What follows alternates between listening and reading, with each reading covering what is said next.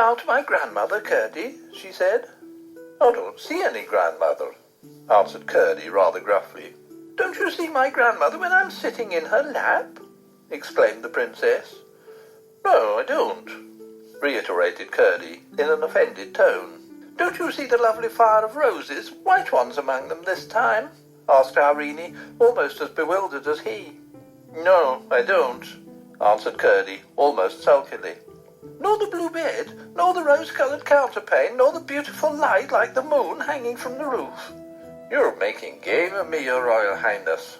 And after what we've come through together this day, I don't think it's kind of you," said Curdie, feeling very much hurt. "Then what do you see?" asked Irene, who perceived at once that for her not to believe him was at least as bad as for him not to believe her. "I see a big, bare, garret room, like the one in Mother's cottage, only big enough to take the cottage itself in and leave a good margin all round," answered Curdie. "And what more do you see?" "I see a tub and a heap of musty straw and a withered apple and a ray of sunlight coming through a hole in the middle of the roof and shining on your head and making all the place look a curious dusky brown. I think you'd better drop it, Princess, and go down to the nursery like a good girl." "But don't you hear my grandmother talking to me?" asked Irene.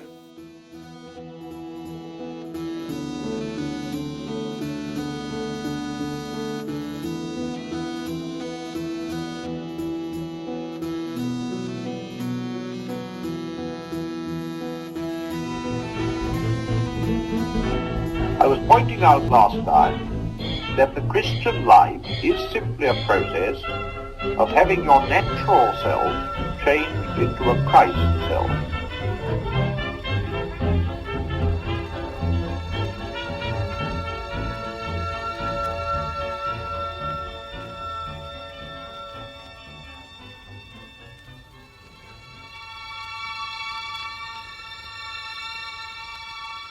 Welcome to the Inklings Variety Hour, where fans and scholars of C.S. Lewis, J.R.R. Tolkien, Charles Williams, Owen Barfield, and others, such as, for instance, George MacDonald, discuss their works and lives. I'm Chris Pipkin, Associate Professor of English. Joining me today, we have Logan Huggins, Producer Extraordinaire, or Editor Extraordinaire. Just to make a confession, I'm not sure what the actual difference is with podcasting between an editor and a producer. Whatever you are, you're doing it very, very well. Well, thank you. Yeah, thank you for having me on. I don't know what I am either, but I'm happy to help, happy to contribute to the show. And if Mel Brooks tells us anything, it's the producers are trustworthy people, and we should always want more producers in our lives. Bloom, where do you think you're going? You've already had your toilet break. I'm not going into the toilet. I'm going into show business. And the producers. And the producers, exactly. Thank you so much for having me. I'm super excited about being here and super excited about getting into The Princess and the Goblin. Yeah. Today we're going to be talking about the rest of The Princess and the Goblin. It's the last bit, which covers about half the book. Buckle in. But before we do, we have a bit of news about the podcast. Logan has been working tirelessly to create a YouTube channel for the podcast. Logan, do you want to say anything about that? Yeah, of course. So we, in the attempt to make our show as findable as possible, as easy to find on the internet as possible, we've slowly begun the process of transferring several of our recent episodes to YouTube. And our plans are to continue to push out all of our current audio to YouTube just to make it more easy for people to find us and interact with us there. Eventually, over time, we hope to have some more fun content pushed out to the YouTube channel. So if you are a YouTube fan out there and you are interested in learning more about us and learning more about what we're going to be coming out with in the future, so make sure to look us up. YouTube search for Inklings Variety Hour. We're the first one that pops up.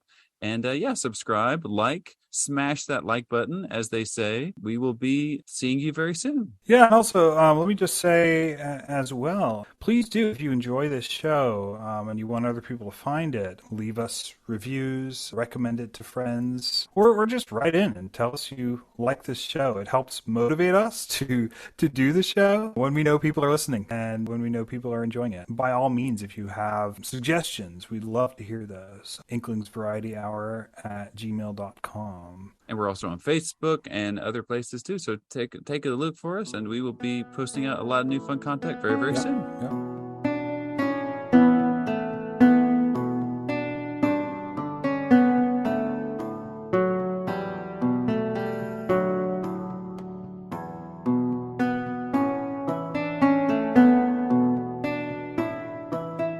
All right, well, let's get back to the Princess and the Goblin. Quick summary of the book so far. Some memory refresher with the basic plot and characters. So we have the princess, Irene. Irene is, what is she, Logan? Is she 8? She is a frisky 8-year-old, I believe.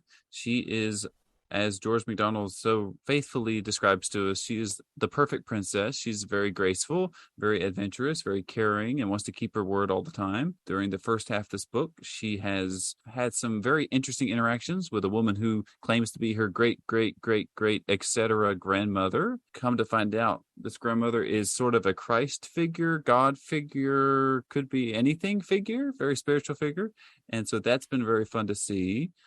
We also have Ludi. Who's Ludi, Chris? Why, Ludi is Irene's nurse, and Ludi is often cross with Irene, especially when Irene has to do things that Ludi doesn't understand, such as visit her great-great-great-great-grandmother, in whom Ludi does not believe. She's a nice little skeptic to like prick at and give some distress to poor little Irene.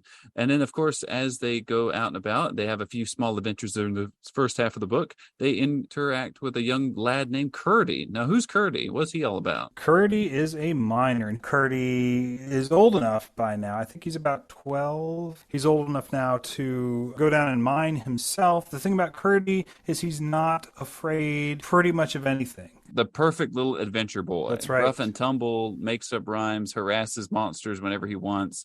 So unafraid, very brave, fearless, outdoorsy, wants to do the right thing and be brave. So yeah, he is all boy. And it's a good thing because these mountains are plagued with goblins, who are these strange creatures that decided to go underground, literally, when there was some sort of political problem. But underground, they became misshapen. Their heads got really hard. Their feet got really soft and toeless. They were deformed in many other ways, and they are perpetual enemies of the king and the miners and the others of the king's people. Always causing mischief, those goblins. That's right. They always have and probably always will. The thing about goblins is that Curdy and some of the other miners, but mainly Curdy, know how to beat them. The way that you chase off the goblins is really do one of two things. You can sing songs, and that's the thing that Curdy mainly does, or chant rhymes, right? One of the first adventures in the book, when Curdy first encounters Princess Irene and Ludi, they're beset by goblins. Curdy chants a rhyme at the goblins, and the goblins run off. The other way is by stomping on their soft little feet that don't have toes, and that apparently works as well. But for Curdy, all he has to do is rhyme. The goblins run away, and he has saved the day. The princess is so grateful that she offers him a kiss, but her nurse Ludi says, no, it's not proper for a princess to kiss crude little miner boy. So Curdy and Irene for a while go off and have their own sort of separate adventures. Irene's mainly involving her great-great-grandmother and seeing her again, and Curdy mainly involving spying on the goblins to find out what they're up to, because they are up to something. And he finds out that they're planning to flood the mines if their other plan does not work out. Their other plan we will find out pretty soon, but it's quite sinister. The princess also has a king, Papa, who comes back occasionally and checks in on his daughter. You know, she can't stay with him all the time because he has to be out and about checking up on the different parts of his kingdom. And then there's also the goblins' creatures. The goblins' creatures are these animals that were taken underground by the goblins until they became deformed like the goblins, and they are as mischievous and malicious as the goblins are, and they serve to scare Irene back up to her great-grandmother one night, where her great-grandmother gives her a ring as well as a string kind of attached to that ring. It's supposed to lead her to her great-grandmother, but her great-grandmother says it may lead her through ways that she doesn't expect to get back to her great-grandmother. Yeah, that's really where we left things. Curdy also has a clue that he attaches to his pickaxe handle to allow him to go down into the goblin caves and spy on them, find his way back. So 2 kids, 2 clues at this point, and they will end up most likely running into each other. Anything I left out there, Logan, that we should mention? No, I think that's a pretty good summation. We have our characters in motion. They both have their clues, like you said. They're both sort of on a forward trajectory, both trekking very quickly towards the mystery, and we will find out what happens next. Curdy on his way. His string is leading him in strange directions, ends up going into the middle of goblin territory, and he overhears the plans being made by the royal family, and they seem to have something to do with the Princess Irene. The king and queen talking with their son, Prince Hairlip, which is a great name for a goblin. In the animated adaptation, they changed it to like Prince Frog something. Prince Froggy or Frog. Yeah, I don't remember. Weak sauce. I know.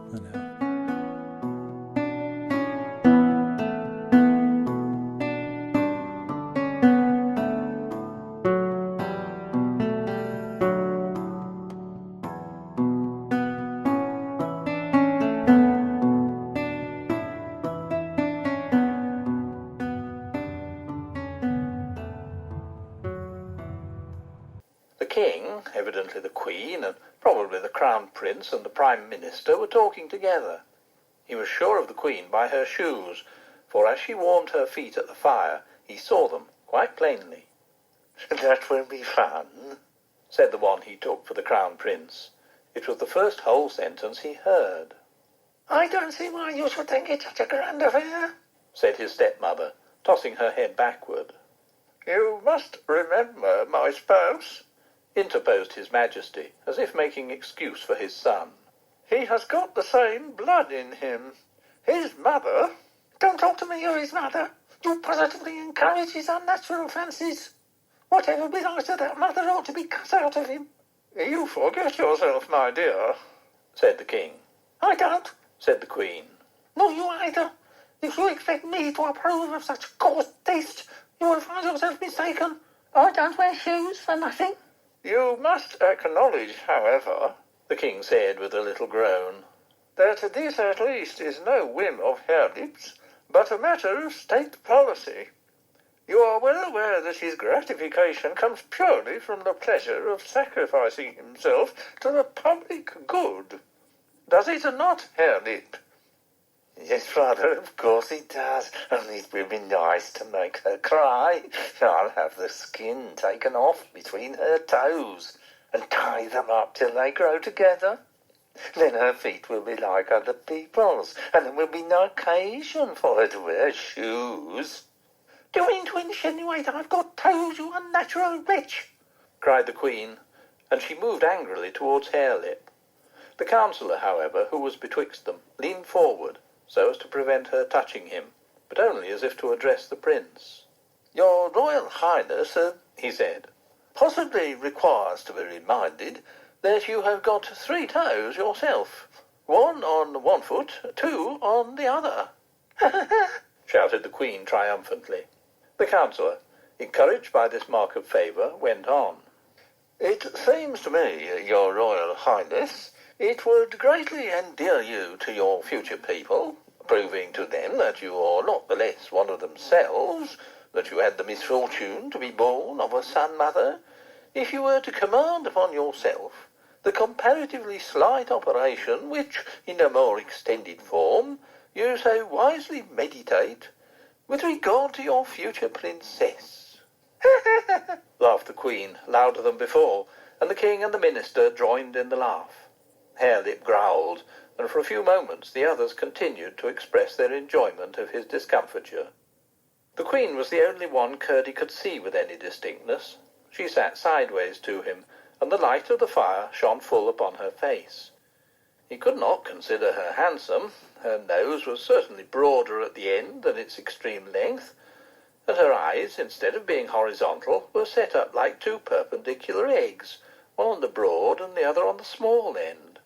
Her mouth was no bigger than a small buttonhole until she laughed, when it stretched from ear to ear, only, to be sure, Her ears were very nearly in the middle of her cheeks. Anxious to hear everything they might say, Curdie ventured to slide down a smooth part of the rock just under him to a projection below, upon which he thought to rest. But whether he was not careful enough, or the projection gave way, down he came with a rush on the floor of the cavern, bringing with him a great rumbling shower of stones. The goblins jumped from their seats in more anger than consternation, for they had never yet seen anything to be afraid of in the palace. Hairlip is quite sinister, and he seems to have designs on something. Someone very much hinted that it is a royal female person, but it's not said outright who it is. Anything else you notice from this passage? Well, I think we mentioned it last episode, but yeah, I love how it's a juxtaposition between these sort of earthy, underground, uncouth creatures, and they're speaking like medieval, fanciful ladies and gentlemen. And I imagine he's doing that on purpose because it is so ridiculous and so funny that, yeah, these guys who are arguing about numbers of toes and insulting each other and about to beat each other's heads in, they're also using words like betwixt and your highness greatly endear you to future people, providing you're not less one of them. So it's just like, yeah, it's a great like contradiction. And I know we spent lots of time talking about how fun the language of the trolls, how fun the language of the goblins are. But that really gets hammered home here, I believe. The royal family, upon seeing Curdie slide down, like right there in the midst of them, they call the guards. But Curdie, of course, resorts to his normal way of defending himself, even though there are tons of guards, right? And starts to stomp on feet and shout rhymes. However, there's one who's immune to Curdie's strategies, and that is the queen, who wears granite shoes. Curdie's trying to stomp on her shoes, but he can't do it. She can stomp much more effectively on his feet. She ends up defeating him and shutting him up in a corner of the palace, leaving him to starve and to make up rhymes to defend himself. While in prison, though, he overhears a little bit more of the royal goblin family's plans, mostly concerning starving him, but often alluding to their plans against the sun dwellers, i.e. the humans. Meanwhile, in the castle, Irene wakes up the same morning and, after being startled, sets out to find her great-grandmother. She feels her great-grandmother's thread, but instead of taking her up the stairs, it leads her into the mountains, into a cavern, and through a heap of stones, which she has to slowly take apart. She's kind of shocked by this, and she's worried the string that's attached to this ring that her grandmother gave her is misleading her, right? But after having a good cry, she begins to clear the stone where the clue sort of winds around them. And then slowly she starts to hear Curdie's song, and he's singing quite angrily, "Jabber, bother, smash, you'll have it all in a crash. Jabber, smash, bother, you'll have it the worst of the bother. Smash, bother, jabber." Here Curdie stopped, either because he could not find a rhyme to jabber, or because he remembered what he had forgotten when he woke up at the sound of Irene's labours, that his plan was to make the goblins think he was getting weak. But he had uttered enough to let Irene know who he was. "It's Curdie!" she cried joyfully. "Hush, hush!" came Curdie's voice again from somewhere. "Speak softly." "Why, you were singing loud," said Irene. "Yes, but they know I'm here, and they don't know you are. Who are you?" "I'm Irene," answered the princess. "I know who you are quite well. You're Curdie." "Why, however did you come here, Irene?" "My great-great-grandmother sent me, and I think I've found out why. You can't get out, I suppose." "No, I can't. What are you doing?" "Clearing away a huge heap of stones." "There's the princess," exclaimed Curdie in a tone of delight, but still speaking in little more than a whisper. "I can't think how you got here, though." "My grandmother sent me, after her thread." "I don't know what you mean," said Curdie, "but so you're there, it doesn't much matter." So rather than go back the way she came, and this, by the way, this sets up a little bit more of this basic tension between Curdie and the princess about the great-grandmother. Curdie wants to run back and go back the way the princess came, but the princess refuses. She continues to follow the invisible string, which Curdie can neither see nor feel. Curdie has no choice but to follow her, and they creep past sleeping goblins. As they do, he sees the queen lying next to the king in their bed, and he takes one of the queen's granite shoes on the way out and sees that she actually has 6 toes herself. On the way in afterwards, they become annoyed with each other because only Princess Irene could feel the string. Just as they thought they saw a gleam behind them, the thread brought them to a very narrow opening, through which Irene crept easily and Curdie with difficulty. "Now," said Curdie, "I think we shall be safe." "Of course we shall," returned Irene. "Why do you think so?" asked Curdie. "Because my grandmother is taking care of us." "That's all nonsense," said Curdie. "I don't know what you mean." "Then if you don't know what I mean, what right have you to call it nonsense?" asked the princess, a little offended. "I beg your pardon, Irene," said Curdie. "I did not mean to vex you." Later on we get more doubting of the grandmother. "But how did you find your way to me?" persisted Curdie. "I told you already," answered Irene, "by keeping my finger upon my grandmother's thread, as I am doing now." "You don't mean you've got the thread there?" "Of course I do. I have told you so 10 times already. I have hardly, except when I was removing the stones, taken my finger off it. There," she added, guiding Curdie's hand to the thread. "You feel it yourself, don't you?" "I feel nothing at all," replied Curdie. "Then what can be the matter with your finger? I feel it perfectly. To be sure, it is very thin, and in the sunlight looks just like the thread of a spider, though there are many of them twisted together to make it. But for all that, I can't think why you shouldn't feel it as well as I do." Curdie was too polite to say he did not believe there was any thread there at all. What he did say was, "Well, I can make nothing of it." "I can, though, and you must be glad of that, for it will do for both of us." "We're not out yet," said Curdie. "We soon shall be," returned Irene confidently. And now the thread went downwards, and led Irene's hand to a hole in the floor of the cavern, whence came a sound of running water, which they had been hearing for some time.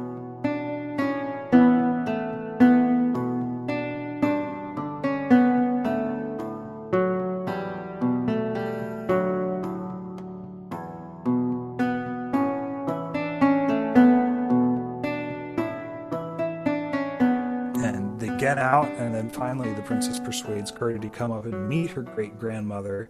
He comes up, feels like she's been playing a trick on him because he can't see the same thing that she can see. Logan, what do you make of this basic division between the princess's perspective and Curdie's perspective? What does George MacDonald seem to be trying to say? I love this part of the story. I think this is such a powerful, potent part of the story. And I really do love the way that he weaves it through so gracefully. But yeah, to answer your question, I feel like he's trying to get to that idea of having faith and believing in what's true, believing in what you know is right, even when those around you can't see it, even when those around you don't understand or don't see how it could be possible that we're doing this. You know, it seems like nonsense to Curdie. It's spider webs that have been weaved together. That's ridiculous. I love that he just said, "Well, I just can't make anything of it. I can make nothing of it." And I love the princess' response of, "Well, I can." Yeah. And you should be glad of that. You know, it's a very simple, very childlike faith. You know, they're both children, but it's just a very sweet, clear picture of believing. Again, I love this whole section. I love how they're guided down into the mountain. They're literally being guided down into the depths, into the darkness, through the valley of the shadow of death, you know, like into the enemy territory, into Mordor, into the wilderness, whatever you might want to call it, through following a little tiny soft, still thread. Yeah. But yeah, now that they're together and they're following the thread, it's such a, I don't know, it's such a powerful picture of that, not being distracted by your surroundings, blocking out all of the despair that might surround us, blocking out all the darkness, and just holding so fast to what is true and holding fast to what is the guiding light, you know. And I love that because, yeah, this is such a sweet, it's a powerful symbol, but also it's so simple that children can understand it. You know, it's such a sweet, clear picture. As for why he doesn't see her, yeah, I think it just was supposed to hammer home how even if your companions don't understand it, don't see why, it's still imperative that the princess holds on to the thread, to hold on and follow the thread, even if she's following it alone. Yeah, I mean, there's a, you know, I think they do just come out and state this, that it's her duty to do what she knows to be true. You know, that knowledge of truth ought to prevent her from being overly offended when other people don't share it right? Because that certainty brings with it a kind of confidence. But yeah, Mm-hmm. Princess Irene is really hurt by Curdie not only not seeing the same thing as her, but also being rude about it, kind of being dismissive of her. And she asked her grandmother, "What does it all mean, grandmother?" She sobbed and burst into fresh tears when they come up to the room and Curdie can't see the grandmother and leaves. And, "It means, my love, that I did not mean to show myself. Curdie is not yet able to believe some things. Seeing is not believing, it is only seeing. You remember I told you that if Ludi were to see me, she would rub her eyes, forget the half she saw, and call the other half nonsense. Yes, but I should have thought Curdie." "You are right. Curdie is much farther on than Ludi, and you will see what will come of it. But in the meantime you must be content, I say, to be misunderstood for a while. We are all very anxious to be understood, and it is very hard not to be. But there is one thing much more necessary." "What is it, grandmother?" "To understand other people." "Yes, grandmother, I must be fair, for if I'm not fair to other people, I'm not worth being understood myself." "I see. So as Curdie can't help it, I will not be vexed with him. But just wait." Oh my gosh, I love that. I love that so much. That is such a great setup. Yeah. Just that whole idea of, but in the meantime, you must be content, I say, to be misunderstood for a while. Again, just to go back to that sort of metaphor of a walk of faith, a walk of holding on to your light, holding on to your beliefs, even when those around you are mocking you, even when those around you are leaving you and calling you names. It reminds me a ton of when we were talking about in Prince Caspian, when Lucy can see Aslan, but Yeah. she's the only one who can see Aslan, and she's having to pressure her older, more influential siblings into walking through the mist and going through all these Mhm. difficult paths just because she Yeah. says that she can see Aslan. It's such a great, simple way to show that the importance of not being swayed by shame or being embarrassed or being humiliated. I don't know. It gives me goosebumps thinking about it. But yeah, I love that. And I really appreciate how clearly George MacDonald lays it out so that even a child can understand it. Yeah. I mean, this is clearly impactful for Lewis because this motif gets repeated so much in Narnia, at least. I'm sure in other things too. Along with that, I also really appreciate how your grandmother and Irene just let Curdie go. Like the grandmother says, you have to let him, you have to be at peace. You have to be content to be misunderstood. And I think that is such a great lesson for us even today, because there are so many people who are, for lack of a better word, just wanting to pick a fight, and they want to win the argument. They want to be understood. They want to be heard. Yeah. They want to get their message across one way or the other. They don't care who they're going to run over to make sure they hear, the good news, Right. whether it kills them or not, And Yeah.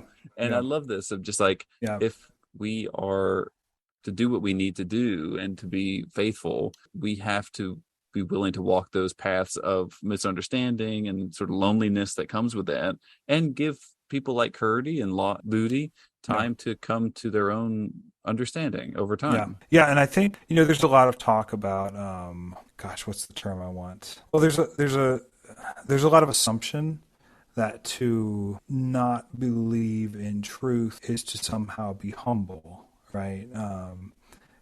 And in fact, it's exactly the opposite. That believing that something is true allows you to have this kind of humility where you say, you know what? Other people will see this in their own time, in their own way, and it will be brought before them, right? And to have that sort of trust that the great grandmother or God is working on people in their own way, and it doesn't excuse us from following him for as far as we can, but it also doesn't mean that we somehow need to, in order to make our vision of reality true, somehow impose it on everybody else, right? Which is a lot of times what we'll end up doing because we don't have enough confidence that our vision of reality is actually objectively true. George MacDonald illustrates this so well here. Princess Irene is she's able to credit Curdie with the best intentions, right? Able to respect him and respect his disagreements, and also have faith that to the extent that what she sees is true, he will encounter that truth as well. Yeah, completely. I agree completely. And in doing so, it keeps the grandmother as the hero, which I think is another tendency that we really, I think in our modern culture, we'd love to put ourselves in the shoes of the hero and do the thing and act for the Lord and kick down those doors and evangelize and don't take no for an answer. We want us to win the battle. We want us to take the prisoners and we want us to save the day. But so much of the Christian walk is the way of the meek and the humble and the following the ultimate hero, which is the Lord and the Holy Spirit, And so, yeah, I think this is a great protector against that tendency to put ourselves in the hero seat and say, oh, well, it's up to me. I have to do this or I have to XYZ. And it's not up to us at all. We have no control whatsoever. We have no power to begin with. And to pretend we do is deceiving ourselves. So, yeah. Yeah. And there's also, Princess Irene kind of mourns, that Curdie can't see the same thing as she does. This person who has, who has saved her and whom she has saved, who's important to her. She's, deeply upset that he can't see the same thing that she does. And the grandmother doesn't say, don't be upset, because in part that mourning and that kind of yearning to have someone also see this wonderful thing that you see is important. So it's a way of sharing, in a way, Christ's burden, right? And something that drives us to prayer. Yeah, and that's, obviously if we're going to be very one-to-one about this metaphor, right? And I think there's room for that, for sure.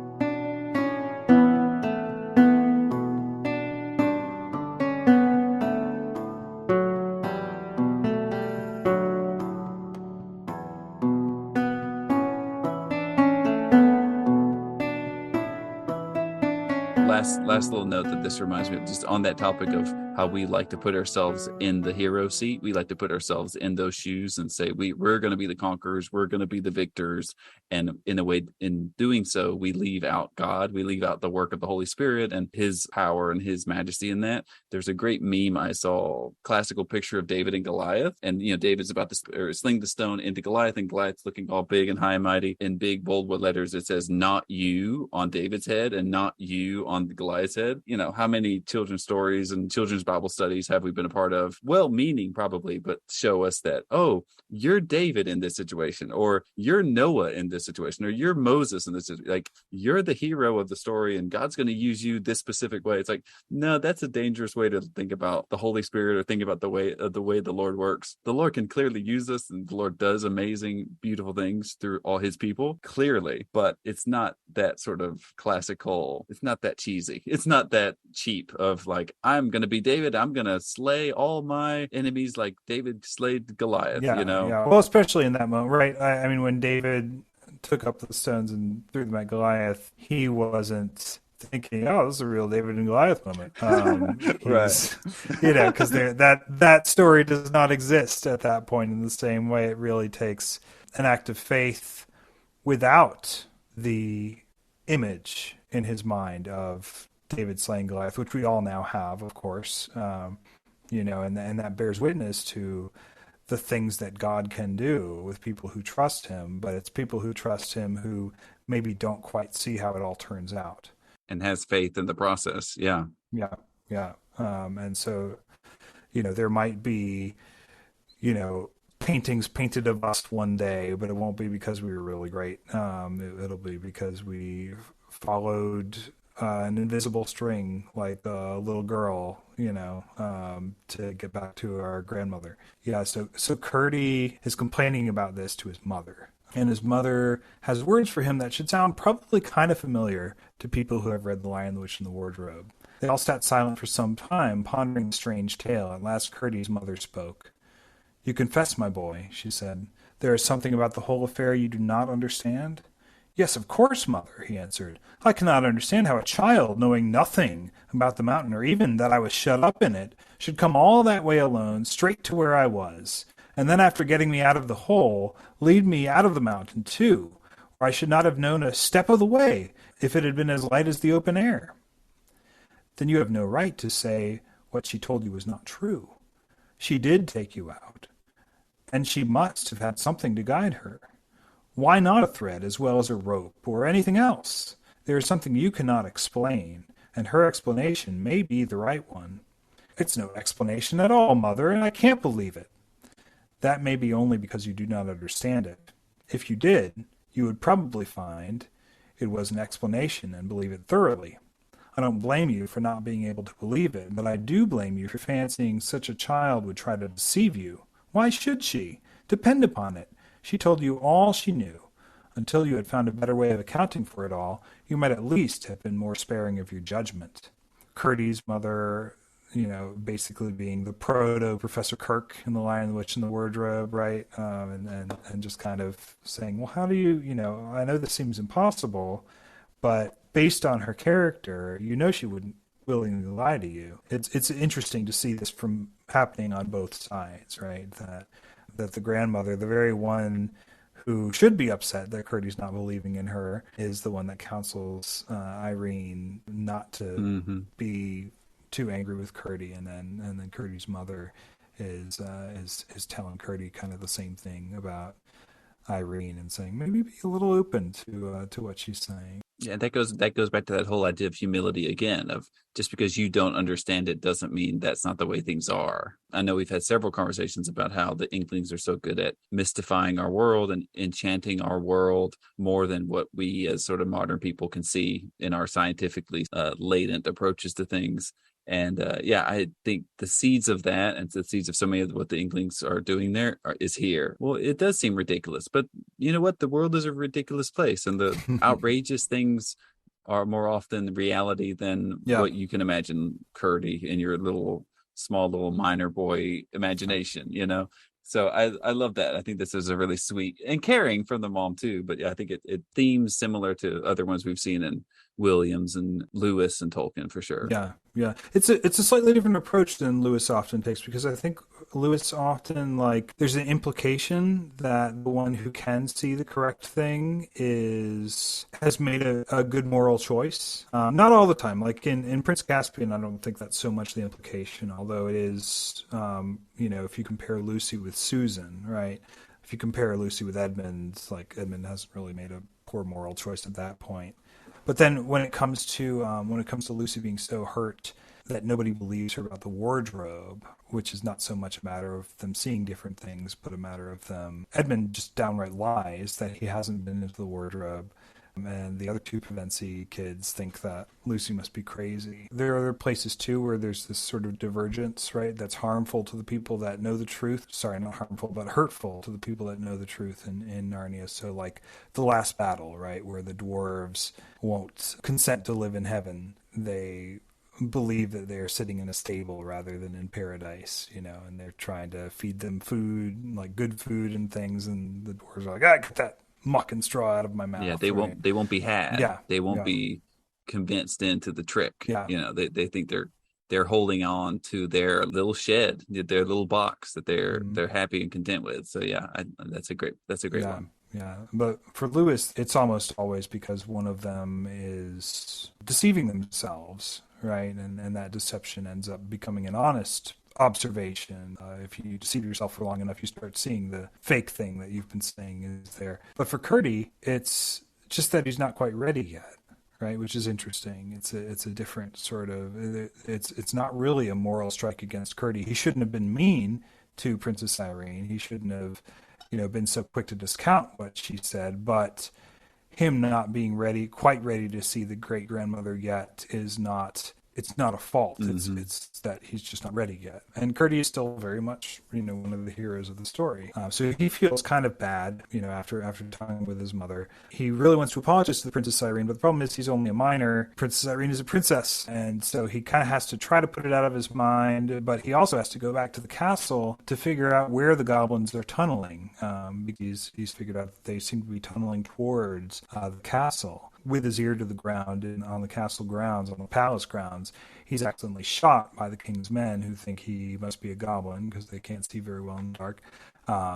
And he's taken to the palace, where he becomes ill. Meanwhile, the goblins are managing to tunnel into the king's wine cellar and report their success to the king. So, goblin army on its way. And Curdy keeps dreaming that he hears the goblins tunneling, which he does, and he keeps getting up to warn everybody, only to find out that he's still dreaming. 20 times he tried and 20 times he failed, for in fact, he was not awake, only dreaming he was. And finally, this dream, this like repetitive dream where again and again and again, he's trying to get up and warn everybody that the goblins are tunneling into the castle. Finally, a lady with white hair, right, who of course is Irene's great-grandmother, comes to him in his dream and puts something on his leg to heal him and then puts him into a sound, dreamless sleep. So I think this is fascinating and also shows influence on the Inklings, because there's this moment in The Hobbit before Tolkien introduces his goblins, where Bilbo is lying down in this cavern that seems like a shallow cavern, and in his dream he sees a giant crack opening up, and then he wakes up and a big crack opens up in the cavern. So I wonder if in some way that's not Tolkien's way of sort of acknowledging MacDonald's influence on The Hobbit. I always wondered about that with The Hobbit, and I'd always wondered why would you have Bilbo dream that a big black crack was opening up and then just have that happen and have goblins come out? This seems to possibly shed light on that. Makes sense to me. Yeah. And the other connection is Eustace trying to get his dragon skin off in the Voyage of the Dawn Treader, where he tries and tries and tries himself to get the dragon's skin off, and he can't do it because there's always another layer of dragon skin underneath. And then finally Aslan comes and cuts the dragon skin, and it hurts. Cyclical trying and trying and trying and trying, and then finally the divine figure comes and breaks you out of that cycle, and gives you rest. So I think both of those are possibly echoes of this moment. Mm-hmm. This might be a stretch, but it even reminds me a little bit of that part in Paralandria when Ransom, after the battle, after they go through the core of the planet, and Ransom is beaten and bruised, and he's just gone through this terrible sort of physical and emotional fight, and he's literally wandered through the pitch black core of the planet, and he sort of gets gurgled up and spit out on a mountaintop, to where he's sort of left just sort of floating in a small, like, paradise-like little pond, and he's surrounded by flowers and grass, and he can hear the sounds of nature around him. And that in a way reminds me of this a little bit, of how Curdy's sort of stuck in one place healing, and he's being spoken to and being healed by the lady with the white hair, where in Paralandria, Ransom ends up, he sort of has a little bit of a convalescence. Is it convalescence? Is that the right word I'm using? Yeah, he sort of has a little convalescence as well, in the fact that instead of someone coming to heal him, it's sort of like the natural world of Paralandria that sort of heals him over time. He sort of has the fruit and the grass and the nature and the plants sort of surrounding him. C.S. Lewis describes it so beautifully. It heals him. It heals his mind. It heals his heart. It heals his wounds over his, all these scrapes and bloody scabs that he has. And it really is sort of like a rebirth of him through this process, which I find interesting because, again, Lewis is such a fan of nature and such a fan of the power of nature to sort of lead us to the divine, that Ransom definitely has he has several divine interactions in that book, but he has a very poignant experience just by himself in a little cocoon of perfection there at the top of a mountain, which I thought was really interesting. I love that. That's one of my favorite parts of Paralandria. Well, it would be really interesting to trace connections between the great-great-grandmother and Paralandria, right? Because the planet itself is a feminine planet, and it's a kind of angel, as well as being, and also, of course, he interacts the whole time with a big grandmother and the big green lady. It's very much a book about a perfect version of femininity, whether realized in human form or semi-human form in the person of Tinadril, or in angelic form, and the planet, which is under the guardianship of the Oyarsa up until the great enthronement ceremony. Is a nurturing planet, right? It's a healing planet, much the way that the great grandmother nurtures. So I like the connection a lot.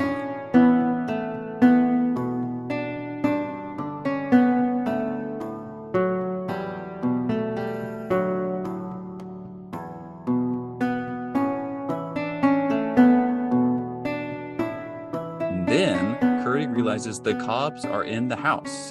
He grabs his shoes to do some stomping and a rhyming. The goblins run away, and he teaches the king's men to stamp their feet. but they realize Irene is gone and that the goblins' plan was to kidnap her and marry her to Prince Harelip. There's chaos in the house. The goblins have broken in through the wine cellar, and they're just starting to harass people. They're attacking the amount of soldiers that are there, sort of harassing Ludi and all the other sort of maidservants. Right. And the soldiers are trying to fight them off, but they're goblins. They're big and strong. Yeah. And then Curdy runs into the rescue at just the last moment, and all of the soldiers are sort of tied up in the floor or sort of beat up and sort of laying everywhere. He has I forget how they phrase it, but it's like, it's their feet, stomp their feet. And he comes in and says that surely they're after all the king's men, are like, I imagine this great stomp routine of just all these great men in chainmail and whatever, just throwing their swords and shields away, but just doing big, huge boot stomps all over the castle. Yeah.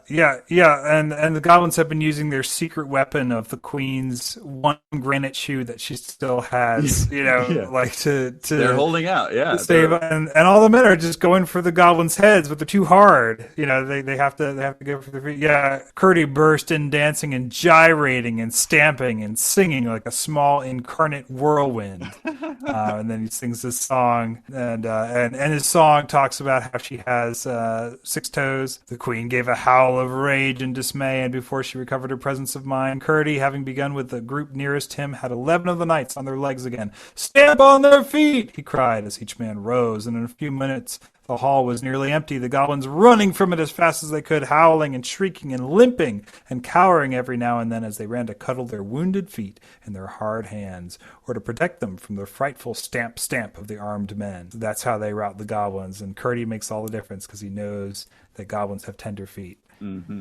Again, this to not make too big of a deal, because I know we try not to do the one for one tie down to the sort of the spiritual elements of things, but like it does sort of make me chuckle how the enemy in this situation, the way to defeat the enemy is not the way we would expect. It's not the way that the soldiers are like, we'll just fight them off with our own power. It's something sort of ridiculous. It's something sort of silly in its own way. Yeah. And so, again, to tie that back to the sort of spiritual dimension, the way that Curdy and the soldiers find victory is not in their own power. It's not in the way they would expect, but it's in sort of a comedic, funny, unlikely source of victory, which I love stories with those. Yeah. And fortunately, the princess is not kidnapped by Prince Harelip at all, even though the king and all the guards and Curdy think that she has been because they can't find her in the house. But it turns out that earlier, the princess was led by her great-grandmother's ring to Curdy's mother's house. Curdy finds her there, and the two are reconciled regarding the great-grandmother. Curdy believes in her now. Curdy tells his mother to take the princess to her house, and while he and his father stop the goblins from flooding the mine and killing the miners, because he knows that now that the plan to marry Princess Irene is not going to work out. The goblins are just going to try to flood the mine. They seem to think that the miners are like super important to the king and to the kingdom. They go, but they see that the miners have reinforced the mine very well. There doesn't seem to be a weak place. So even if the goblins flood the mine, the miners aren't going to drown. So they go back up. Curdy's mother hasn't been able to take Irene back to the palace because of a storm. So Curdy, in the storm, followed by his mother and father, brings Irene back to the palace, where her king papa is overjoyed that she's not below with the goblins. That is when Irene tells her father all about Curdy and says, "This is the miner boy that rescued me before from the goblins, and I promised him a kiss, but Ludi said that he was too low for a princess to kiss. But I know that a princess always must keep her promise." And her father says, "Yes, she must." And so Irene gives Curdy a kiss. That debt is paid. So what's the next thing that happens? Meanwhile, while everyone is paying their kisses to one another and celebrating there very briefly, reunited with King Papa, surprise, the goblins are flooding the mines. Yeah. Just as their plan A has failed, they're resorting to plan B. But fortunately, because the miners have reinforced the thinner places of the mine, the water shoots back towards the goblins, ends up going out of the hole that they dug through the wine cellar and starts flooding the castle. Now, this doesn't work out very well for the goblins because the queen and the king and so many of our favorite goblin characters that we've come to know and love, like Prince Harelip, they were in the line of fire along the way. And so they very quickly see that the goblins have been defeated by their demise, by their own design. and they're caught in their own snare, so to speak. Curdy hears the water. Curdy can tell what's happening because he sort of has an idea of what the goblins are doing. So he can tell the water's on its way up through the wine cellar into the rest of the house. So he quickly tells the king, and everyone says, "Hey, everyone, follow me." And so they run out of the house, save everyone out of the house as soon as possible. The water crashes through the castle. A huge amount of water comes pouring up through the basement, through the floors. Fortunately, everyone was saved thanks to the bravery of little Curdy. Everyone except the goblins. R.I.P. Prince Hairlip. Does that remind you of any other, that sort of getting caught in your own snare, sort of the bad guys falling apart because of their own evilness? Does that ring any bells for you? Like all the Inklings stuff. Take your, yeah.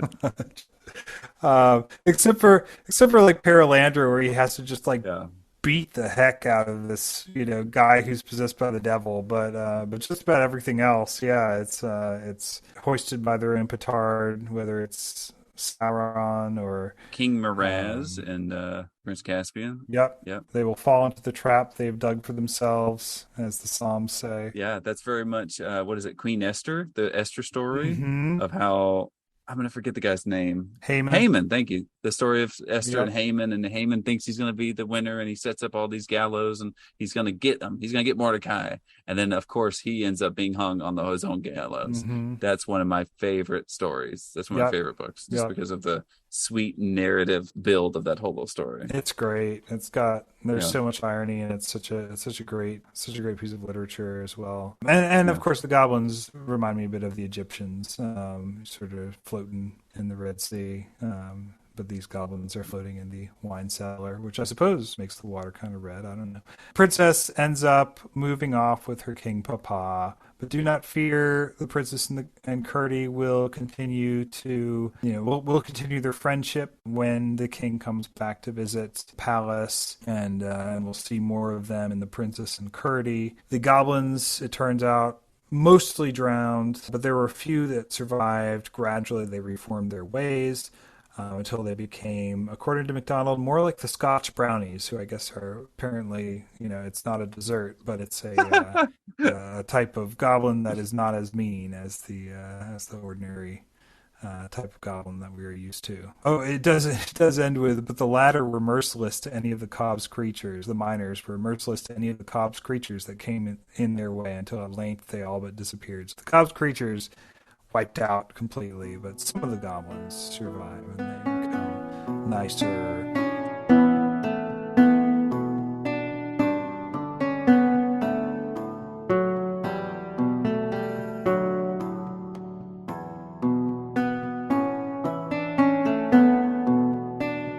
So yeah, all's well that ends well. Anything else about the story that we should mention? It was a really fun. I'm so glad you picked this story to do a couple episodes on, because it is such a great. It fits so well in the bookcase next to all of the other sort of Inklings books and Inklings discussions we've had this season. There's so many ties, hints, and seeds of ideas that the Inklings really hammer home in all of their different writing. And I think this has been a real joy and a real blessing to read. And looking forward to Princess and Curdy whenever that day comes on. Yes.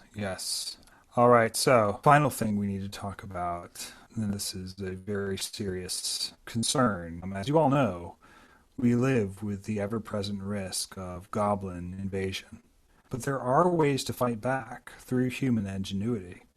What I want to do is basically just kind of brainstorm. And listeners, if you want to send your own ideas in, we'd love to hear them, because this is a conversation we should all be having more often.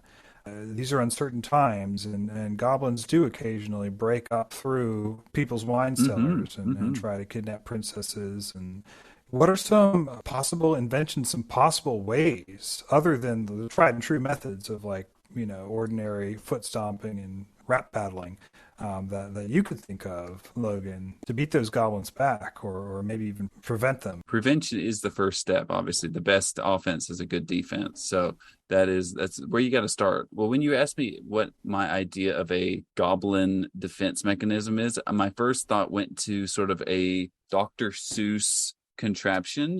Like Dr. Seuss always had a great knack, like the Butter Battle book. Yes, a great knack for creating these amazing shapely, and just the way he illustrated too, just the way every little line comes together, and there would be arms coming out every which way. And I would imagine instead of arms coming out and holding, all the Cat in the Hat type items, it would just be nothing but shoes, just big, huge stomping boots coming out 50 or 60 down at the bottom, or maybe in a big, instead of tank treads, just sort of like a big oval with boots that sort of circle around, sort of that way you can tread through town and stomp on as many toes as you need to. That's sort of what I came with. That's my first thought of coming up with that. So yeah. Well, boots have proven to be quite effective in the past, and having a machine that, has many boots seems to be a good way to go to show our enemies below that we mean business. I think another thing is that, often with poetry courses, increasingly rare in our world, it's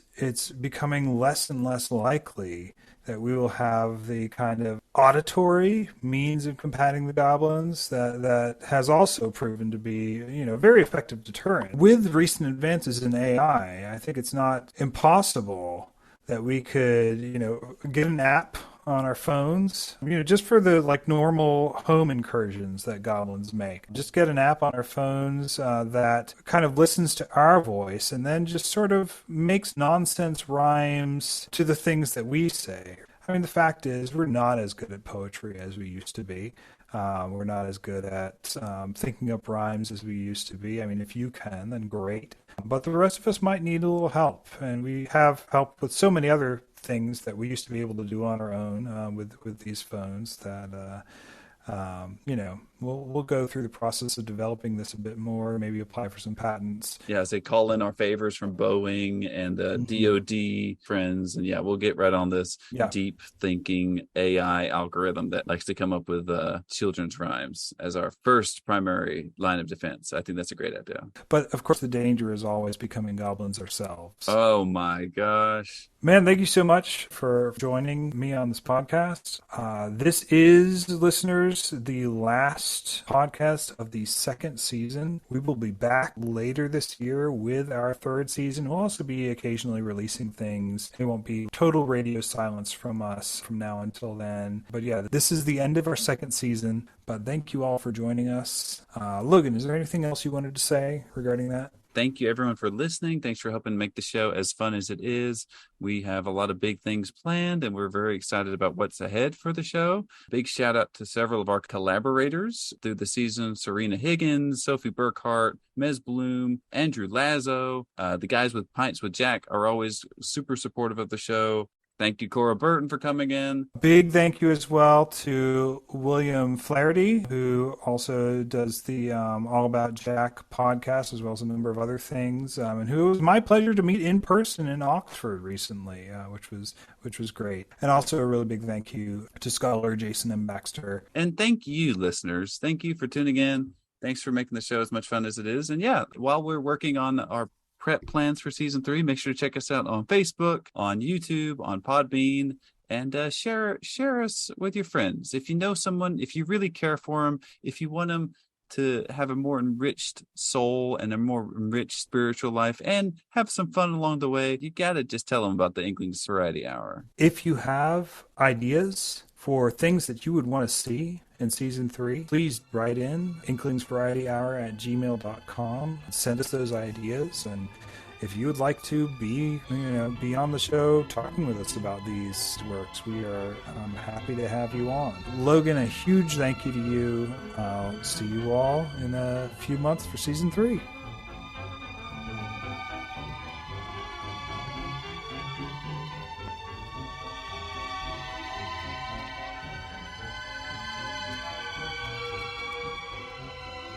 All blessed encounter full of joy, unscheduled on the decent plan, with here an addict of Tolkien, there a Charles Williams fan.